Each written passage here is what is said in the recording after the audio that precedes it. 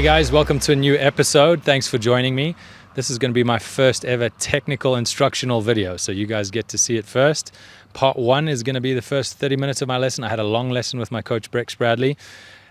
We got pretty technical, got into the backswing, takeaway, loading the left side, all kinds of different elements, but you'll see all of that info on this first one, and the next one will come out next week, part 2. So 2 30-minute-ish videos. Should be really technical, really into that. If you're a golf nerd, this is just for you.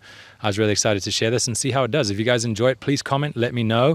You want to see more of this stuff, you want me to coach other people, maybe that's insightful too. Just let me know in the comments. Make sure you're subscribed, and yeah, without further ado, enjoy my first technical lesson on my YouTube channel.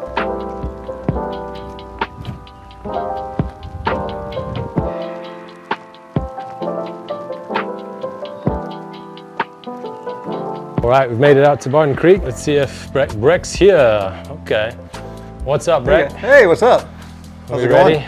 Good to see you. Getting the camera set up there. Are we good to start? Yeah, I'm looking at one of your fellow countrymen here that I had in yesterday, David Myers. Oh, South African. Yeah, South That's African, cool. yeah. So yeah, Brech works with many different players. Obviously, he's got a coaching staff here of 4, 5. How many guys? 5 others, so 6 myself. 6 guys. Barton Creek. Fazio Canyons, that's a mouthful, but actually this course is one of my favorites in Austin. Probably top 3, so I love coming out here. I don't play the course as much as I spend time in here, but Brech's got a great setup here to practice and learn from his coaches, and chipping and putting and all kinds of private spots around the back here for people having lessons, and we're about to get into it. So I've been with Brech for about 2 years now. I left Chuck Cook, my old guy, who you studied for under Chuck for how long? I worked under Chuck from 2001 to 2009. Wow. Yeah. So you got I've known him a long time, and he's been a great mentor to me, and like a second dad, really. I mean, that guy has so much knowledge. He is so much fun to be around. I wish we could get more content with Chuck because he is tons of fun. But today we got Brech. He's going to run me through my paces and hopefully get me on the straight and narrow, hitting some good shots and get my technical ability super proficient. That's our goal for today. There we go. I love it. Were most irons falling right when you? Generally straight. There was a bit of like pull motion in it, so a bit of a pull straight shot every now and then, but yeah, it was working left to right. I got to a stage, I think it was South Africa, just with the kikuyu grass sitting up a little bit higher, I felt the confidence to sort of attack it more from the inside. But as soon as I got on tight fairways and stuff, it was more going left, hold off, fade, yeah. But there was one point I remember when I started getting it more like in the slot from the inside, and it felt so much better on the strike. I can't remember where that was, but I found the orange noodle there. I was like, the wind's blown it down. The wind has knocked it down. It's about a foot tall now. Yeah, I was aiming at the. Okay, now I know. Yeah, I saw and it is at the noodle. Yeah. Thanks. I saw the flag sticking. I was like, that's not the normal target. That was really good. Yeah, out the middle. That was good. Let's look at that. That felt, I mean, that's as, that's like a, what do we call it? As fresh as a fresh new swing could be. So last time we talked kind of your posture checks. Yeah, I had my caddy, I explained it to him, so we were trying to keep up on it. That's certainly better. That's good. That's getting pretty equidistant there. I was watching some of the US Open and like Adam Scott and just seeing his posture as well, and I noticed how a lot of guys' chest seems over for me or over the ball, but then you look at where their butt is in relation to their feet and their center of gravity, I'm like, oh, that's pretty even when you see it like that. Fairly even with it, yeah. So that's where exactly. So it's not really a tall thing necessarily. Yeah, it's a relationship between mass forward and back. Exactly. So that definitely looks better. I think this part you've maintained this on the road pretty consistently as far as getting the arms up in front of you. Okay. Halfway back. No longer that sweeping inside motion. Yeah. And so by the left arm parallel to the ground, you've got your hands kind of center to right pec, that's a good place for you. We wanted more middle and in front of me in the left pec, right? That's what we were working on like a year ago. Yeah, the left pec was a feel to get out, and so by the time you're turning the corner, it's above the plane or on the plane. Yeah, above the plane or on the plane. Nothing early across under. You're Yeah. not doing that anymore. Yeah, Mainly- I mainly- like how tall that looks as well. Like, Yeah. Mainly that's a feeling of, because when you feel like they're up more, then it's always easier to feel like their arms are working back in front. Yeah. And kind of down into the channel. Yeah, of because that. if you're behind the plane here, to get it back on top. Takes and more on that work. side, Yeah, that's what I call, you have to kind of like wheel on it harder. Yes. Yeah. Okay. And And I don't quite have that lower body movement exactly. I'm working on that process too. So right, you're working on the process, Yeah. but it has to be like, phew, quick and a lot. Yeah. yeah, quick and a lot. So I think that's good there. It's getting back on the line nicely. It's definitely not under you or behind you too Yeah. much. The path there was 0.8, so negative 0.8, so That's just good. almost a degree left. So let's hit a few more and see when that miss hit comes. I don't want to like put any Yeah, whatever the word is, but I think it's going to be that club starts maybe going left 1 degree or 2 degrees, and then I almost like get the body with it. the hip in the way to try and Yeah. I don't know, cover it or do something. Well, I think you're definitely on the, How am I moving through the ball? Am I getting closer to it? Am I staying away? Look, there's still a little bit of that move where you have to manage what the right hip does. That's kind of still your target area. So getting deep into that right heel. Getting deep. So your right hip will obviously load and crack the line, so to speak. Yeah. And then as you come down, as you're starting to transition pressure, that you just manage getting the left hip to kind of match where the right hip depth is better. So it's that way. As opposed to right hip forward and out. So in a rotation concept, right, when you talk about like getting jumpy or early extension, I mean there's a lot of different reasons why it can happen, but what it is basically that your right hip matches the left hip. Yep. Instead of your left hip matching the right hip. So what is the axis that it's working on? Is it that spine angle basically? Because I feel like it's set up, let's say the spine angle is here, but when I've rotated that right hip back, I almost have a little more chest lean, or does the chest angle stay the same into that backswing? As far as the forward inclination tilt? Yeah. Because I feel like that's the thing that I break. I seem to break this when I do a bad one. So if I've loaded the right hip properly, is this chest torso in the same angle as it is in a dress, or have I slightly changed the plane, moved off the ball a bit? I see what you're saying, yeah. So from this down the line angle, the forward inclination of the tilt is going to be pretty much the same, right? Okay. Now, can there be a fraction bump and lateral movement to the right as you do that? A little, yeah, okay. where you're kind of stacking. You're still stacking, but you've shifted a hair. We mentioned that with the driver. There was almost more of that in the driver. With short irons, little to Not none. much. Little Okay. to none. I just want to understand it because with this right hip, left hip relationship, I almost in my head, I have the theory that I want to get back to impact position address position. I want to use the space. Address position's here. Yeah. I've gone back. I want to be back here-ish at impact. But do Right. I have that wrong? Should the hips be technically further away from the ball while I'm going through the ball? Right. Yeah. So they need to be, if you're, let's call it on a wall, Yeah. they need to be as close to at least back on the wall with halfway down, both cheeks will be kind of on the wall. Okay, so if I'm an inch away at a dress, I'm touching the wall through impact. Certainly with lead hip. Okay. But then the thing that's going to be off the wall slightly is trail hip by the time of impact. Yes, because you'll be open, 40, rotated. 45 degrees Yes. rotated. But in that way, you're still making sure that when you're off the wall, you're in the box. So if I'm putting this as your address position on your hips, I Right. never want to cross this line through impact. Well, there'll be a hair cross from the standpoint of The right rotation, hip, but I would call it more a toe line box where you have a little latitude for rotation to happen. Okay. But not crossing over that Okay. line. Okay.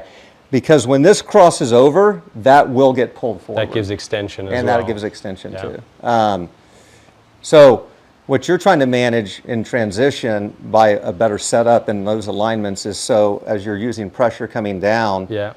that you can feel like your left hip is moving back to where the right hip depth was. Okay. And I think that's going to be kind of the big feeling is how do we... Yeah, I'm almost focused always on the right hip, getting the right hip down, right, rather than using both of them in sequence to use the left hip as the driver to get the right hip down. That's maybe a good focus. I think it may be a good focus. What you want to visualize is the left hip comes forward slightly in the backswing. Yeah. That goes slightly back. Now you're going to be moving pressure left during the transition, and then boom, you're there. Now how can you get this one back to what feels like that depth area? Okay, so switching one. So you're switching, but so it almost feels like this is pushing back as deep as that loaded. Yes, You know what I mean? yeah. As opposed to that rotate. left hip's going to touch the wall. That's the goal. Correct. Yeah, and there's a brief moment when, if it would, ideally, that the right hip would not be flying off too early because this is matching it faster. Yeah. Okay, and then eventually that comes off. Okay, so the timing of that, then tell me about the timing, because I seem to get in trouble when I think like more velocity, more distance. I seem to lose the timing aspect of it. Yeah. It's almost like that's your power move. like yeah. that. Yeah. So how do you quantify the timing of, is it more to do with the feet and the pressure? Like once you have this pressure in the left foot, then you can use it to get the left hip out the way? Is maybe that a better way of thinking? That's exactly a way to think about it. Okay. Yeah, so you're trying to get into a timing perspective that as you're turning the corner and finishing the backswing, that you're starting to move the pressure left. Building that left foot. Building the pressure under the ball, that left foot, and as you're doing Only that... once you have that, can that left hip clear. Right. Yes, exactly. So can we get there without this doing too early a hard work? Yeah. Okay. In such a way that we can push this back before this hits it hard. I think that's huge for me. Just almost reminding myself I need to feel that pressure in the left ball of the foot before I do the jump and clear and rotate the left hip. Yeah, so that's where you get a little off in timing when you want to hit one hard, is you'll get to where this becomes more the earlier move for speed. So can we watch for that in the backswing? It Yeah. could also be, we were talking about something last time about timing, some timing or sequence. I can go to my notes and check it, but I think that kind of correlates with that move, in the sense of getting to the backswing at the right time. If I'm a little...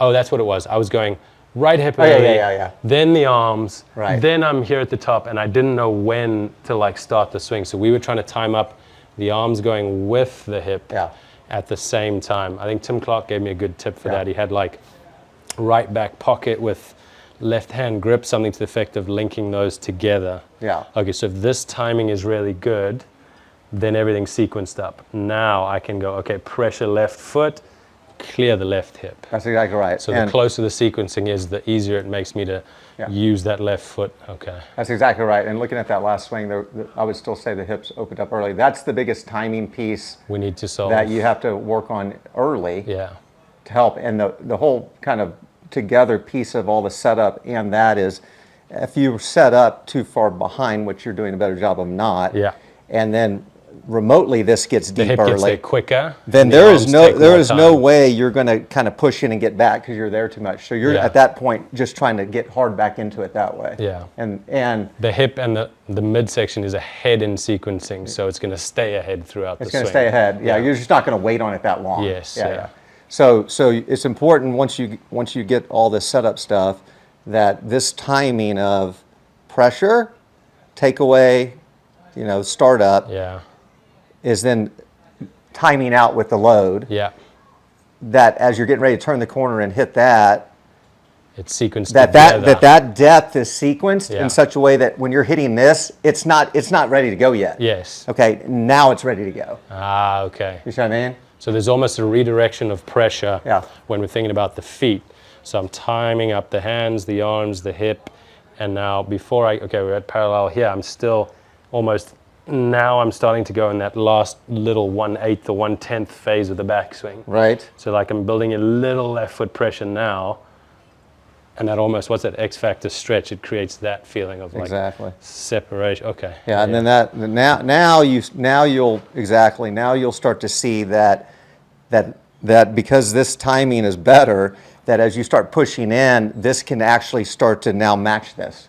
Okay, boom, and then everything's going. And then now, as this right side fires, you're more in the box. I'm cleared and I'm open and I'm, Exactly. club's being delivered straight on plane. Exactly, yeah. So, okay, that makes sense. Okay, so 3 big takeaways for me is syncing up the timing of the arms, clubs, right hip, let's call it, or right butt. And then from there, feeling pressure in the left foot that allows the left hip to clear in conjunction with the right hip. right. Timing of the club, right hip, then pressure of the left foot, then left and right hip working together through the ball. That's a very general statement. There's obviously more little things that go with it. But yeah, but that's a good overview of it right there. okay, that makes sense. And that's, I would say, the mishit for me, that low heel I described. I just feel like too close to the ball. It's high handle again and just sort of out the heel. Yeah, and to that point, and then I think you have to kind of peel back the onion and go, it kind of starts with, assuming the setup's good, okay, which that's the first thing, check. It's going to start with maybe getting a little early here, and then this is done. Yeah. So the pressure's already there, it's ready to go. Yeah. Okay. And then as you start to hit the Hips gas go, pedal, hands stay back. It's ramped up and Yeah. you're there. And I'm late, open, high hands. Yeah. Exactly. Okay. That makes sense. At least they correlate with what we're seeing, what I'm feeling. That just gets my mind like, okay, I can solve this as long as those things match up. But when we're chasing ends and we don't understand where or how, that makes so much more sense now. Okay. So yeah, the setup is number one. Setup's number one. Timing of the backswing number two. And then left foot, left hip, conjunction with the right. Exactly. And that times out the transition. Yeah, that immediately felt more, that's probably positive on the path. Maybe still negative, I don't know. Oh, did the TrackMan go to sleep? Well, we got it one right, one to the right. That was, I'm looking at face, sorry. Yeah, that's what it felt like. That felt more inside. And that's the shot I haven't been able to hit. I haven't been able to like maybe shut my stance a bit and hit a draw. For whatever reason, it just comes out straight, like a push right. I haven't been able to get the club if you're wanting to inside enough to work it right to left. All right, one thing at a time, Dill. Stay focused on this.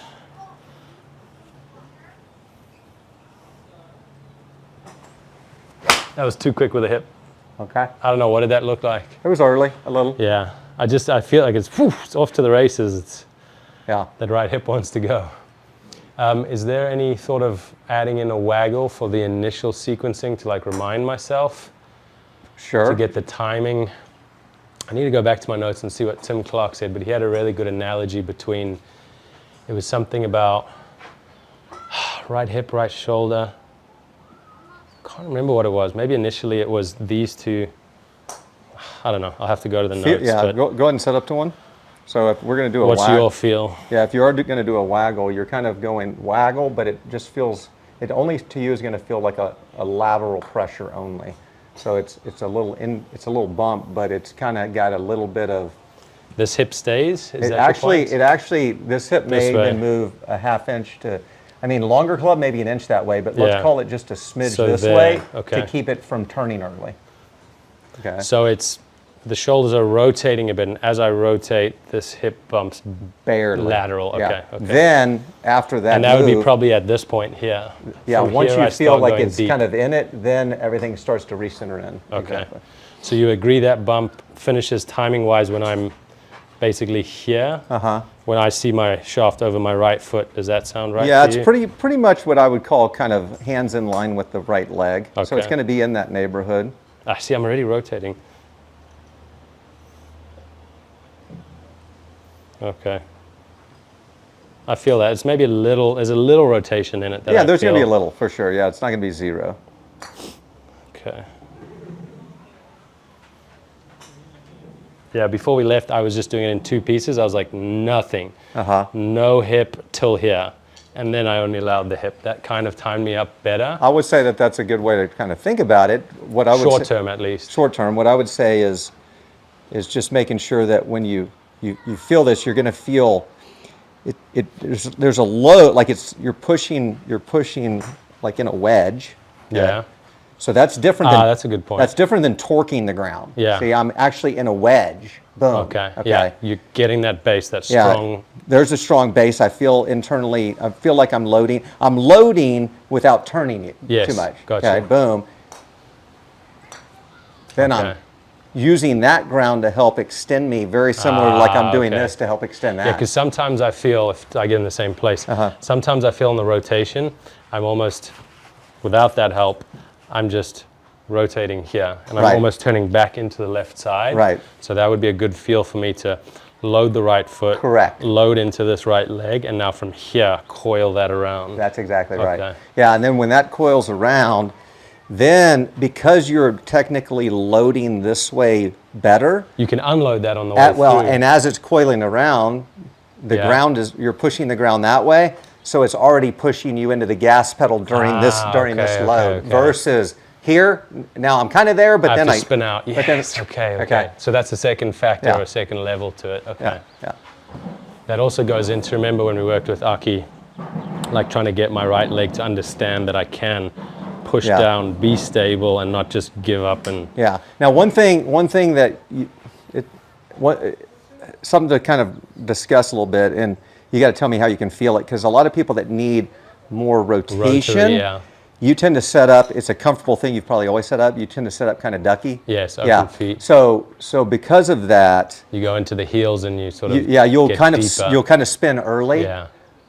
You know, versus if somebody was like that, right? They're there, and then they're going that way. But the problem with this is it restricts turns. So it depends on what somebody needs. Okay, so I can play with that foot angle a little bit to feel stronger when it's closed. Yeah. And more my natural setup when it's open. Yeah, so maybe playing with it to say, if you weren't quite as much, which externally opened this up, could it help you feel into it that way a little bit more? Let's mess around with that. Yeah.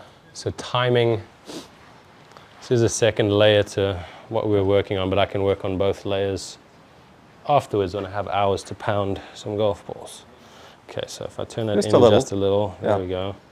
Yeah, that feels a lot stronger. Okay, so it's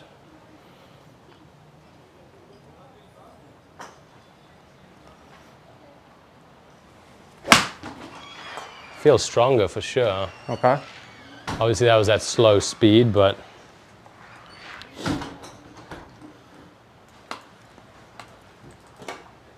I'll move back here. So if we look at the timing of let me hit another one. I didn't really hit that full. That was good.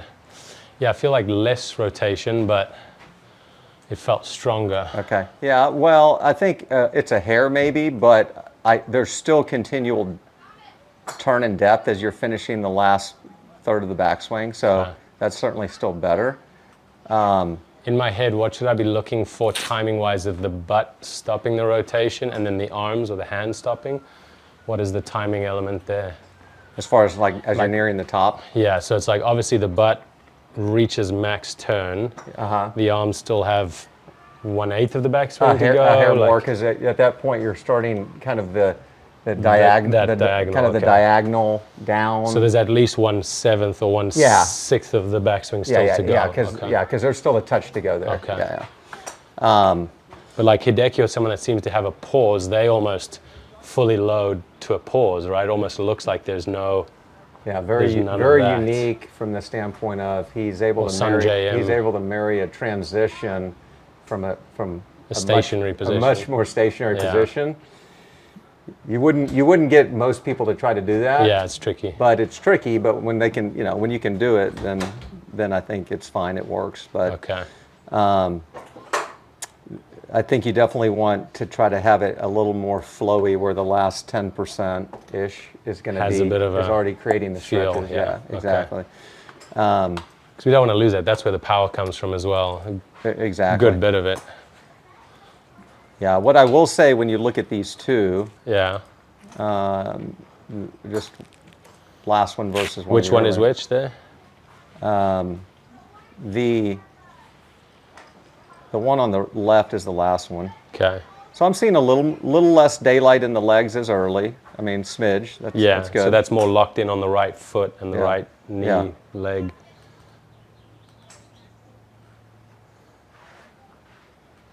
Yeah, and then transitionally, yes, you're a little bit kind of forward here, but but not very much. And But I felt less rotation when that right foot was turned in. Like I'll have to work to get that hip more turned into the backswing. Right. That's kind of what we would have to kind of. That's the give That's up. the give. Yeah. Yeah. So it's just playing with the that. upside is you get more turn, and that helps you with the depth. Yeah. Probably the downside is it makes the sequence a little early. Yeah. There's not as much movement into the right foot, so I don't have as much time for the arms to catch up. Okay, well that makes a lot of sense. This right hip, it's just like, it's like a camera speed at friggin' hyper speed, and then my arms are at normal speed. Yeah, I think you want to shut. We've just done so many hours of me trying to max that out, that Well, the sequencing is so quick now. Well, shut down the thought of turning the hip and Yeah. use the thought of the early load. And What then about just taking it back quicker? Like, because that changes the timing in a positive direction. it can help. If this is quick and my arms are quick, that's the timing's the same. It can help sequence it. Okay, let me just try that. Like, okay, I'm trying to hit a full 7-iron, Nicky Price, like quick tempo. Let's see what it does. Strong.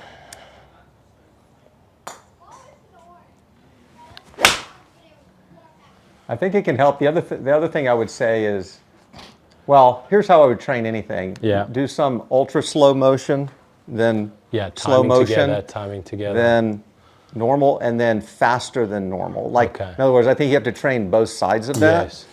But the ultra slow motion would be what I call the slow grind. Yeah. Boom, in it. Together. Yeah. You know, and trying to kind of like Internalize it to try and feel. And then do like ultra slow, and then call it stock, and then go maybe even a little faster than stock. Okay. So there you go. Oh, at the downswing part as well. When you did the slow, did it again? Did Yeah. you feel a push? No.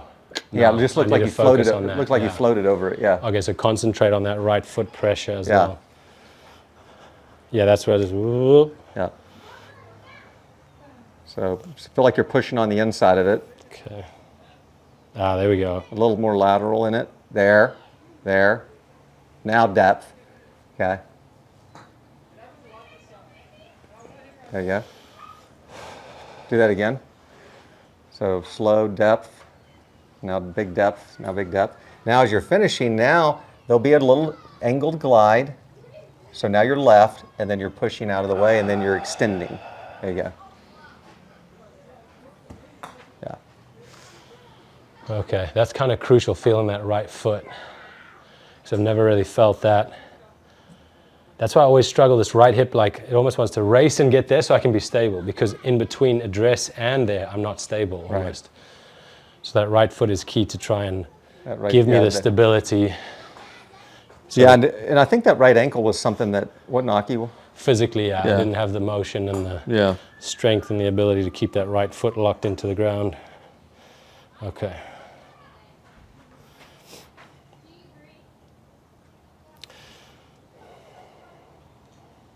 There you go.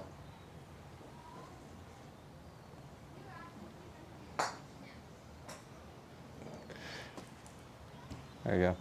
Okay. Let's put this on my notes. I'm scared we're going to forget this. So here's a good tip for everyone at home. Write down these notes.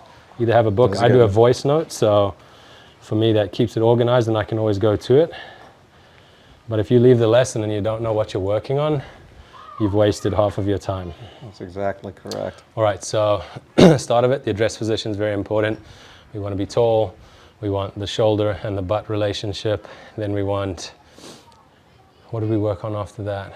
It was backswing depth in timing with the hands to give pressure to the left foot, which creates the left hip. Okay. Right. Yeah. So talk about the early pressure and a little bit of the right foot. Okay, so I'll put it together. Yeah. Okay. So lesson with Brech after tournaments in Europe, we focused on the address position, making sure I still had the shoulder line and the back of the butt line equidistant from the toes and the heels. Get me that good address position so that I can be strong and tall. I feel tall, hips are slightly under me just to feel neutral posture. And then on the backswing, important for me to feel the right foot or the right heel maintains a strong position. In that first phase of the backswing, I'm basically going to shift slightly laterally, 1 inch in a long iron, half an inch in a short iron, and feel that right foot load and be strong. And the club is going to time up with that right hip. So that initial movement is very little with the hip, more so with the club and the arms taking it away. And then from there, I'm going to match that backswing such that I get to the top of the backswing fully loaded in the right hip in good timing. Previously, I've been quick with the right hip. The right hip races ahead, the arms come late, and then synchronization, my right hip is always ahead, so I tend to come up and out of it. So we're going to time up all those elements, and when I get to the top in good sequence, it's going to give me the ability to drive pressure into the left foot, the left ball of the left foot, and then from there, I've set up to get the hips in a good synchronization again, using the left hip to drive away and turn, and let that right hip follow it, and basically find a good sequence between the two of them, using the ground force to make sure I cover the ball, get that right side down, hips open, and I don't race the right hip towards the ball or stand up and lose my upper body angle. That's perfect. Okay, guys, I hope you enjoyed that episode. We have cut that in the middle, so hopefully there's some good continuity between this, but it's a really good tip for you guys. Make sure you write down the notes when you have a lesson with your coach, because you're basically just wasting your money then if you're not going to go out there and remember what you've done and practice in your off time. Part 2 is going to come out next week, so if you guys are watching this early on, you're going to have to wait a little bit. And yeah, I think there's a lot of good stuff in there. If you guys have any other angles, any other information you want from me, be it technical, be it on course, yardage book, anything like that, put it in the comments and I'll try and get to it. I really love doing this technical stuff, so if you guys can give me more feedback, then I can tailor it especially for you. For now, make sure you subscribe, and we'll see you in part 2 soon.